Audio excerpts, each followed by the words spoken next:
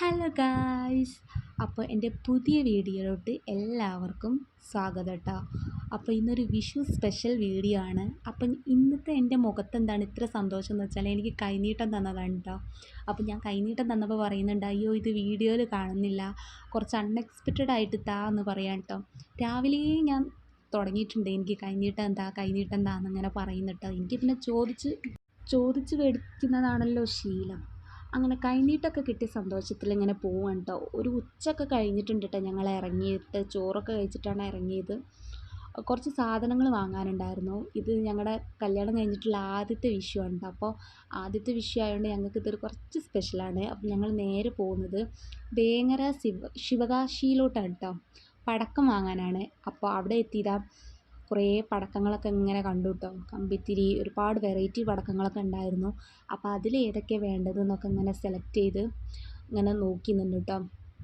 അങ്ങനെയൊക്കെ പടക്കം വാങ്ങി ഞങ്ങൾ തിരിച്ചു വന്നു കേട്ടോ. പടക്കമൊക്കെ ഇതാ നല്ല പെട്ടിയിൽ നല്ല രീതിയിൽ സെറ്റാക്കി വെച്ചിട്ടുണ്ട്. പിന്നെ അത് കഴിഞ്ഞ് അമ്മക്ക് സാരി എടുക്കാനുണ്ടായിരുന്നു.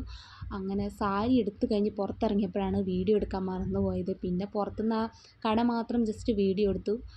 അങ്ങനെ അച്ഛന് പിന്നെ ഷർട്ട് വാങ്ങാനുണ്ടായിരുന്നു.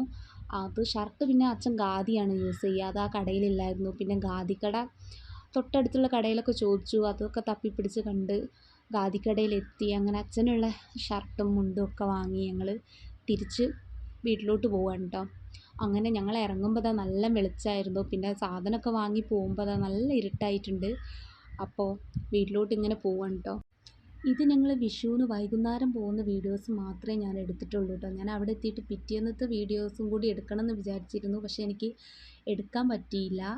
അങ്ങനെ അവിടെ എത്തി ഇതാ പടക്കമൊക്കെ ഇങ്ങനെ നിരത്തി വെച്ചിട്ടുണ്ട് കേട്ടോ. അത് മതിയായിരിക്കും പോലും വീഡിയോ എടുക്കാൻ പറ്റിയില്ല. അപ്പോഴേക്കും എല്ലാവരും പടക്കം പൊട്ടിക്കുന്ന തിരക്കിലായി. പിന്നെ ഞാനും അതിലോട്ട് ഇറങ്ങി. അങ്ങനെ എല്ലാവരും കൂടി നല്ല അടിച്ച് പൊളിച്ച് പടക്കമൊക്കെ പൊട്ടിച്ചിട്ടോ.